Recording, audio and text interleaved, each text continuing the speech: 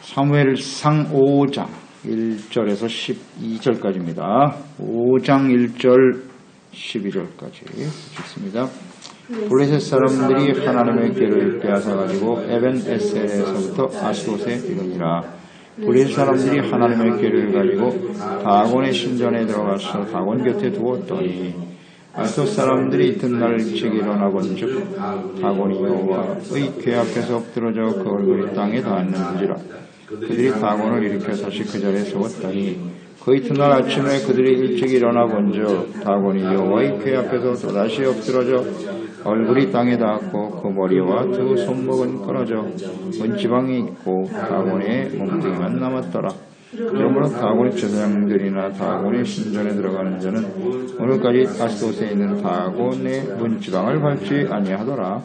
여호와의 손이 아스돗 사람에게 엄중히 도와서 독한 종교의 재앙으로 아스돗과 그 지역을 쳐서 망하게 하니 아스돗 사람들이 이를 보고 이르되 이스라엘 신의 궤를 우리가 함께 잊지 못하게 할지라. 그의 손이 우리와 우리의 신 다곤을 친다 하고 이에 사람을 보내며 블레셋 사람들의 모든 방백을 모으고 이르되 우리가 이스라엘 신의 궤를 어찌하랴 하니 그들이 대답하되 이스라엘 신의 궤를 가드로 옮겨가라 하므로 이스라엘 신의 궤를 옮겨갔더니 그것을 옮겨간 후에 여호와의 손이 심히 큰 환난을 그 성읍에 떠왔사 성읍 사람들이 작은 자와 큰 자를 다 쳐서 독한 종기가 나게 하신지라. 이에 그들이 하나님의 궤를 에그론으로 보내니라. 하나님의 궤가 에그론에 이른즉 에그론 사람이 부르짖어 이르되 그들이 이스라엘 신의 궤를 우리에게로 가져다가 우리와 우리 백성을 죽이려 한다 하고 이에 사람을 보내어 블레셋 모든 방백을 모으고 이르되 이스라엘 신의 궤를 보내어 그 있던 곳으로 돌아가게 하고 우리와 우리 백성이 죽임당함을 면하게 하자 하니 이는 온 성읍이 사망의 혼란을 당함이라. 거기서 하나님의 손이 엄중하심으로 죽지 아니한 사람들은 독한 종기로 치심을 당해 성읍의 부지중이 하늘에 사무쳤더라. 아멘. 하나님의 임재하심과 사망의 고통, 사사시대의 비극은 하나님이 세우신 사사들을 통한 구원의 은혜를 받은 이후, 이게 중요해요. 구원받은 이후에 하나님을 경외하고 섬기는 일에 집중하지 않았기 때문이다. 이게 사사시대의 중요한 비극의 원인이에요. 그러니까 사사로 40년을 지내는 동안 예배와 제사, 하나님의 말씀을 듣고 순종하는 일에 힘써했던 사사인 엘리는 자기 자신뿐만 아니라 악을 행하는 아들들을 방치했어요. 하나님의 제사를 더럽혔죠. 이건 하나님을 멸시하는 행위입니다. 매우 심각한 문제예요. 제사와 예배를 더럽힌다는 것은. 하나님께서 그들을 심판하실 것이다 라고 말씀하셨으나 엘리 자신도 회개하지 못했죠. 그리고 자녀들을 바른 길로 이끌어가지 못했던 엘리 제사장의 가정. 결국 전쟁을 통해서 죽임을 당하게 되었습니다. 하나님의 말씀이 성취된 것이죠. 참 아쉽죠. 하나님께서 이렇게 말씀하셨는데도 회개하고 돌이킬 수 없는 심령. 자, 그 원인이 무엇인가를 잘 알았죠? 40년이 문제예요. 40년. 오랜 세월이 흘러가면 하나님이 이렇게 말씀하시는데도 마음이 굳어지는 거예요. 이걸 조심해야 돼요. 신앙생활이 오래됐다고 해서 다 좋은 게 아니에요. 하나님이 말씀을 하시는데도 자신은 아무 잘못이 없는 것 같아. 그 말씀으로 전혀 진리를 받지 못해요. 이게 두려운 거예요. 이게 심각한 문제예요.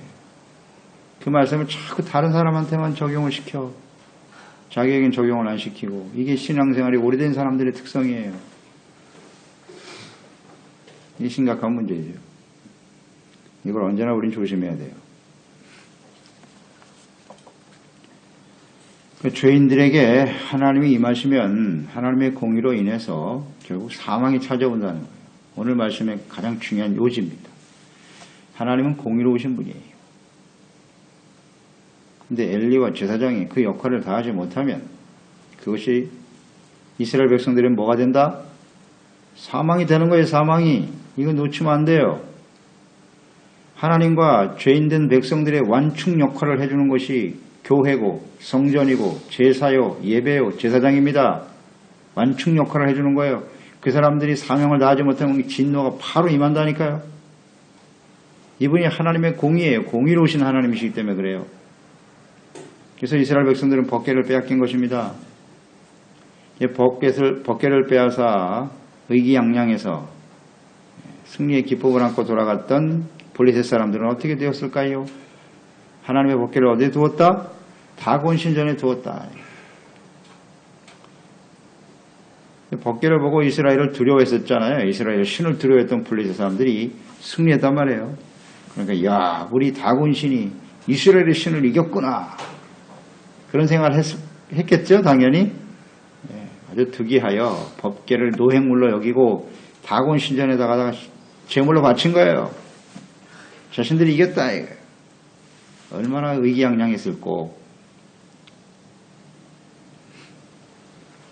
다곤 신전에 제물로 바쳤다.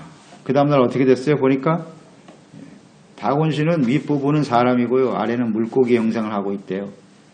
그런 어리석은 우상을 깎아 만들고 그걸 신으로 섬기는 그 어리석은 인생들을 보세요. 되게 사람의 손으로 깎아 만든 것을 신으로 여기고 거기다 갖다가 절을 하는 이 어리석은 무지몽매한 사람들. 그것이 하나님을 이길 수 있다고요? 이게 얼마나 부지합니까? 이 하나님을 모르면 이런 짓을 할 수밖에 없는 거죠. 그러니 하나님이 가만히 계실 수가 있나? 하나님 법궤 앞에 그대로 엎드려 있는 거예요. 다곤신. 깜짝 놀랐죠, 사람들. 누가 이렇게 했겠노? 감히 누가 다곤신을 그렇게 만질 수 있어요? 블레셋 사람 중에서. 도저히 있을 수 없죠. 하나님이 하신 일을 깨달았어야 될 텐데 깨닫지 못하죠, 이 사람들. 그래서 다시 제자리에 올려놓고 그 다음날 이튿날 아침 일찍 가보니까 이번에는 뭐 완전히 팔다리가 끊어지고 모가지가 그냥 부러지고 그런 일을 누가 할 수 있겠어요? 하나님이 자신의 영광을 나타내시는 거죠. 예. 머리와 팔다리, 손목이 부러져서 문지방에 놓여 있었다.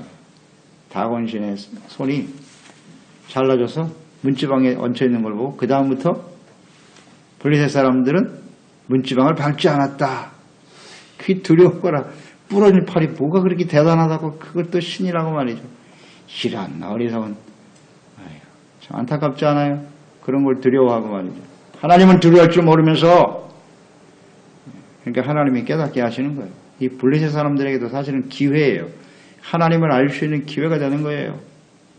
하나님이 얼마나 크고 두려우신 분인가. 우상을 심판하시는 하나님을 잘 보여주고 계시네요. 하나님께서 힘이 없어서 전쟁에서 패한 것이 아니다라는 겁니다. 그걸 분명히 알려주는 거예요. 이스라엘의 패역 때문에 진 것이로구나. 이를 알지 못하는 블레셋 사람들. 본 백성도 하나님이 심판하시는데 뭐 이런 우상을 하나님이 깨뜨리시는 일은 너무 마땅한 일이죠. 당연한 일입니다. 살아계신 하나님은 자신의 영광을 스스로 지키시는 분이시다. 모든 신보다 크신 하나님이심을 블레셋 사람들에게도 알게 하고 무엇보다도 이스라엘 백성들에게 주시는 메시지라고 봐야죠. 그렇게 봐야 합니다. 오늘 하나님의 백성들에게 주시는 아주 중요한 교훈이에요. 이스라엘의 잘못을 깨닫게 하기 위해서 블레셋의 법궤가 빼앗기는 것을 하나님이 방관하신 거예요. 허용하신 거죠. 자신들은 상상도 못한 일이 벌어지는 거죠. 이스라엘의 하나님의 신이 거하시는 하나님이 거하시는 법궤가 그렇게 힘없이 블레셋 사람들의 손에 넘어갈 것이라고는 상상도 못하고 있었던 거예요. 자, 법궤가 빼앗기고 패배했다. 이스라엘 백성들은 무슨 생각을 했을까요? 무슨 생각을 했겠습니까? 야, 이건 뭐 하나님도 소용없구나. 언제나 그렇다니까요. 우리의 삶 속에 뭐 나름대로 하나님을 믿고 의지하며 인생을 살아가는데 우리가 의도하는 대로 되지 않는 거예요. 승리할 줄 알았더니 패배가 다가왔어요. 성공할 줄 알았더니 실패가 다가왔어요. 그러면 어떤 생각을 하냐 말이에요, 우리가. 둘 중에 하나예요. 이거 뭐 하나님께 기도해봐야 소용없구나. 하나님이 살아계시지 않군. 그리고 낙심하고 절망하거나 또 하나는 이 모든 원인이 우리에게 있다. 우리가 하나님 앞에 범죄하였기 때문이지 라고 회개하고 돌이키거나 둘 중에 하나예요. 안 그렇겠습니까? 그러면 이런 상황이 벌어졌으면 하나님의 법궤를 빼앗겨 이런 참담한 일이 벌어졌으니 자 우리가 다 같이 모여서 회개하고 돌이킵시다. 이게 정답이죠. 네, 하나님 백성들이 그랬을까 과연? 원망불평하는 거예요. 원망불평. 낙심 절망하고 앉아서 시험 들어가지고 하나님이 계시네 안 계시네 이러고 있다. 참 안타까운 일이죠. 그래서 그러면 하나님이 정말 능력이 없으시나? 이스라엘 백성들은 그렇게 생각하고 낙심하고 있었단 말이죠. 그래서 보여주시는 거예요. 하나님이 그런 분이 아니라는 것을 다곤신의 모가지를 부러뜨리고 이스라엘 백성들을 블레셋 사람들을 벌벌 떨게 하심으로써 하나님은 정말 살아계신 하나님이구나. 하나님의 능력이 없으셔서 그렇게 우리를 패배하고 법궤를 빼앗기게 하신 것이 아니로구나. 바로 우리의 잘못 때문이군. 그렇지 않아요? 하나님의 메시지가 분명하지 않습니까? 하나님의 뜻이 보이잖아요. 무엇 때문에 이런 일을 행하시는지. 이스라엘 백성들아 하나님을 똑바로 섬기라는 겁니다. 패배 원인이 너희들의 죄악 때문이라는 사실을 알라. 그런 메시지 아닙니까? 그래서 우리에게 실패가 다가올 때요. 우리 하나님께 겸손해지면 돼요. 자꾸 핑계대지 말고 이런저런 상황을 설명하려고 했을 거 없어요. 하나님 제가 잘못했습니다. 우리가 잘못된 모습을 깨닫고 회개하고 돌이키면 되는 거예요. 자꾸 이렇게 이유가 많아. 다른 사람 때문에 상황이 어때서 원망불평하고 그건 하나님을 모르는 거예요.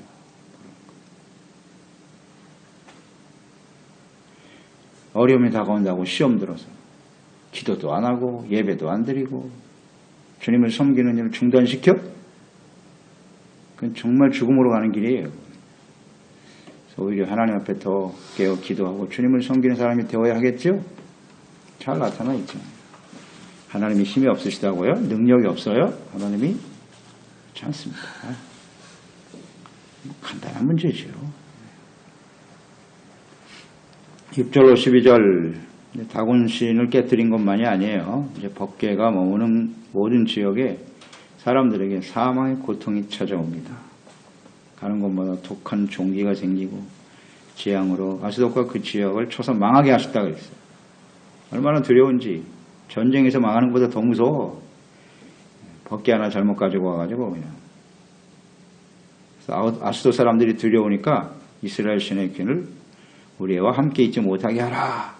그의 손이 우리와 우리의 신 다곤을 친다. 모든 사람이 이제 알게 되는 거예요. 하나님의 법궤. 하나님이 얼마나 두려우신 분인가요? 그래서 가드로 보내죠. 가드도 역시 가자마자 재앙이 쏟아져요. 심판이 임하고 두려워서 안 되겠다. 다른 곳으로 보내시오. 에그론으로 보냈죠. 그랬더니 또 에그론 사람들이 들고 일어나는 거예요. 그 궤를 왜 우리에게 가져와서 우리를 죽이려고 하느냐. 블레셋이 난리가 난 거죠. 가는 곳마다 그냥 사망과 죽음의 고통이 찾아오게 되는 거예요. 자, 이스라엘 신을 이겼다고 오만했던 그들이 하나님의 심판 앞에서 두려워하게 되었죠. 블레셋 사람들의 그 오만함, 사람의 손으로 만든 우상을 하나님보다 더 높이는 이 어리석은 사람들의 그 무지와 어리석음을 깨우쳐 주시려고 하셨던 것이고, 이스라엘 백성들에게는 하나님을 좀 바르게 알고 올바로 섬기는 기회가 되도록 하시는 거죠. 자, 하나님의 진노로 인해서 사망의 고통이 찾아왔죠. 블레셋 사람들. 이미 하나님을 의식하기 시작했어요. 그러면 블레셋 사람들의 입장에서도 법궤를 가져오고 하나님의 그 심판이 임함으로써 그들에게는 자신의 신보다는 이스라엘 신이 강하다는 사실을 깨달을 수 있는 기회가 되는 거죠. 그들이 하나님을 믿을 수 있는 기회가 주어지는 거예요. 그런데 블레셋 사람들은 어떻게 돼요? 섬길 수도 없고 하나님을 받아들일 의사도 없어요. 확실하게 보여주셨음에도 불구하고 그래서 결국 어떻게 해요? 있던 곳으로 보내자. 그게 결론입니다. 보낼 수밖에 없겠죠? 하나님을 두려워하는 사람들 재앙을 면하자는 겁니다. 돌려보내서. 이런 걸 보면서 이게 하나님을 믿고 구원받는 것은 철저한 하나님의 은혜다. 이런 역사를 보여주지만 회개하고 돌이킬 수 없다라는 거. 그게 결국 멸망해 가는 사람들의 특징이라는 거예요. 하나님의 은혜가 아니면 누구도 그 하나님을 알 수가 없어요. 그런 하나님의 기적과 역사들이 하나님의 능력이 눈에 보이게 나타나잖아요. 그런데도 믿을 수 없다는 거죠. 이걸 우린 잘 생각해 봐야 돼요. 그러니까 우리가 이방인 중에 이방인 아닙니까? 우리 같은 사람들. 하나님과 상관이 없이 살던 우리들인데 우리가 그 이스라엘의 하나님, 그 하나님을 믿고 섬긴다는 거, 이건 기적 중에 기적이에요. 아무나 이렇게 되는 게 아니에요. 우리가 근데 뭐 기적을 보이고 하나님 뭐 하늘에서 음성을 들려주고 말이죠. 이런 재앙을 막 내리고 한다고 해도 사람들은 안 믿는다는 거예요. 믿을 수가 없어요. 그러니 우리가 구원받은 게 얼마나 큰 은혜인지 아시겠죠? 이건 기적 중에 기적입니다. 이걸 생각해야 돼요. 아무나 하나님을 믿을 수 있는 게 아니에요. 또 하나 묵상되는 바는 이런 겁니다. 지금 블레셋 사람들과 당시에 또 이스라엘 백성들도 하나님의 재앙이 임한 거잖아요. 실패하고 패배했으니까. 수많은 사람이 죽어가지 않습니까? 그리고 블레셋 사람들도 죽어가죠. 여기서 우리는 무엇을 깨닫게 되냐면 하나님의 공의예요. 공의. 하나님은 공의로우신 분이에요. 죄가 있는 사람들에게 하나님이 함께 하시면 뭐가 찾아온다? 바로 사망이에요. 이걸 잊지 말아야 돼요. 그 완충 역할이 얼마나 중요한지 아시겠죠? 이스라엘은 하나님 말씀하셨죠. 너희는 제사장의 나라가 될 것이다. 이스라엘이 제사장의 나라로서 하나님을 바르게 섬기고 자기의 주어진 역할과 사명을 다할 때 주변 나라가 사는 거예요. 이렇게 이스라엘이 제사장의 역할을 감당하지 못하고 직접 이방인들에게 하나님의 법궤가 하나님이 임하니까 어떻게 되는 거예요? 바로 사망이 찾아오잖아요. 이걸 잊지 말아야 돼요. 그게 하나님의 속성입니다. 그러니 오늘날 우리 교회와 그리스도인들의 역할이 얼마나 중요한지 아시겠죠? 우리가 이 사명을 다하지 못하기 때문에 하나님의 공의가 세상에 나타나니까 다 죽음으로 나타나는 거예요. 죽을 수밖에 없어요. 죄인들에게 하나님이 임하면 죽습니다. 그러니 예수님의 그 재림을 한번 생각해 보세요. 예수님의 재림. 하나님이 다시 예수님이 이 땅에 오시는 거예요. 어떻게 되겠어요? 교회와 그리스도인들이 그 역할을 다하지 못하면 이 사람들은 다 죽는 겁니다. 그러니까 그 휴거라는 말이 그게 참 지극히 성경적인 거예요. 하나님이 임하시는데 하나님을 믿는 사람들이 끌어올려지고 나머지 죄인들만 남는 거잖아요. 이 세상에. 그래갖고 주님이 임하시니까 어떻게 되겠어요? 사망이죠. 다 죽는 겁니다. 이건 어쩔 수가 없이 이게 하나님의 뜻이에요. 이 하나님의 공이라고 얘기해요. 공. 하나님의 본 백성들도 거룩함을 상실하고 제사와 예배가 사라지고 성전에서의 그 삶이 완충 역할을 해야 될 제사장과 역할이 사라져버리니까 바로 그냥 재앙으로 임하는데, 그러니까 예수 그리스도가 없으면 우리는 어떻게 되겠어요? 우리는 그냥 사망이에요. 예수 그리스도의 그 중보 역할이 없다면 우리는 사망입니다. 그러니까 예수님 때문에 구원받아서 하나님의 택함받고 은혜받은 저희들이니까 교회와 그리스도인으로서 우리가 중보 역할을 잘 감당해야 되겠죠? 한 가정에서 우리가 은혜를 받은 하나님의 자녀면 우리가 제사장인 거예요. 믿은 사람이 그 역할을 다 해야 된다고요. 잘 감당하고 그들의 죄를 깨닫고 회개하고 돌이킬 수 있도록 이끌어주고, 우리가 이 역할을 못하면 바로 임하는 거예요. 우리가 늘 구상되는 바잖아요. 하나님 우리와 함께하여 주시옵소서 늘 기도하는데요. 함께 하시는 거 좋아요. 그러나 이렇게 죄를 깨닫지 못하고 이롭지 못한 상태에서 함께하면 사망입니다. 두려운 일이에요. 또 함께 하실 수도 없고 죄인들과는 하나님 절대 함께 하실 수가 없습니다. 자, 이 부분 한번 묵상해 보세요. 죄인들과 하나님이 함께 할 수 없다는 것. 그럼 뭐 이방인들, 하나님 모르는 사람들이야 뭐 재앙으로 나타날 수밖에 없지만, 하나님의 백성들이 죄악 가운데 있을 때 하나님이 함께 하시지 않는 것은 그게 은혜입니다. 그렇지 않아요? 함께 하시면 좀 죽는 거예요. 근데 하나님이 함께 하시지 않는 것 자체가 은혜라고요. 깨달으라 이거예요. 왜 하나님이 너희들과 함께 할 수 없는지.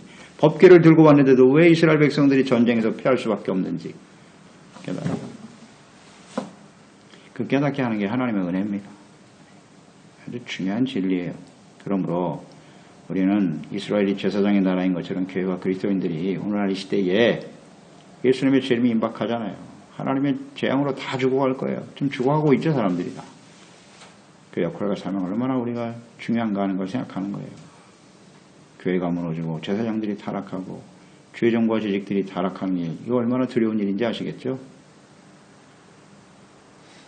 정말 두려운 일이에요. 그래서 우리가 하나님 앞에 늘 깨어 있어야 되는 거고요. 그래서 기도해야 되는 거고 하나님 말씀 앞에 우리 자신을 드려 헌신하는 거예요. 그래서 예배가 필요한 거고 구원받은 이후에 우리가 해야 할 일이 뭐냐는 거예요. 이걸 놓쳤잖아요. 사사시대에. 이걸 놓치고 있어요. 하나님 백성들이. 그리고 그냥 세월만 흘러가는 거야. 참 안타깝죠. 우리는 이 사명과 역할을 좀 잘 알고 하나님 앞에 깨어 기도하는 게 그저 나와 혹은 나의 가정에 하나님의 축복이 임하도록 그 정도 수준이 되어서는 안 된다는 거예요. 막연하게 내가 세상에서 좀 잘 살아보겠다고 그런 생각을 가지고 하나님께 나와서 기도하는 것은 지극히 초등학교 수준이죠. 나에게 주어진 사명이 뭔가, 왜 우리가 하나님 앞에 깨어 기도해야 되는지, 예배가 왜 중요한지 이걸 깨달아야죠. 그런 말씀이 잘 나타나 있잖아요. 이 말씀을 듣고 배워야지. 모르니까. 참 안타깝잖아요. 이 말씀을 들어야지 배워야 될 텐데 너무 안타깝네요.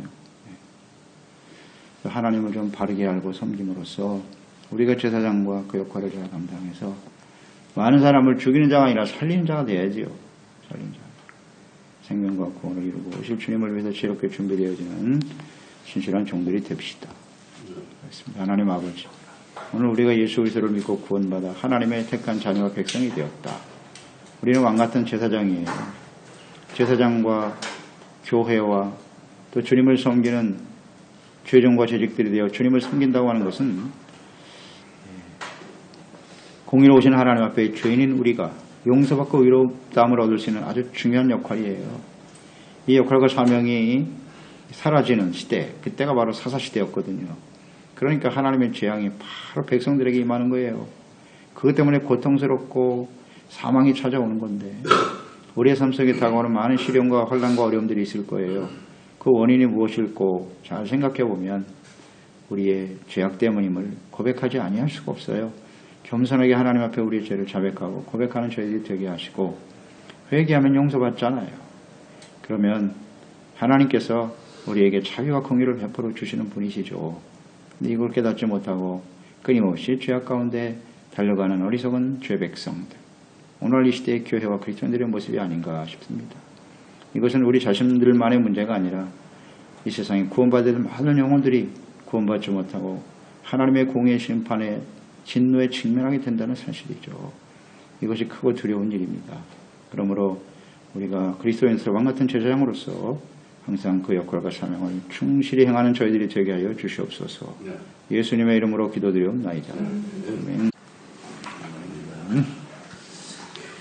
사무엘상 5장 1절에서 12절까지입니다. 5장 1절 12절까지 읽습니다. 블레셋 사람들이 하나님의 궤를 빼앗아가지고 에벤 에셀에서부터 아스돗에 이르니라. 블레셋 사람들이 하나님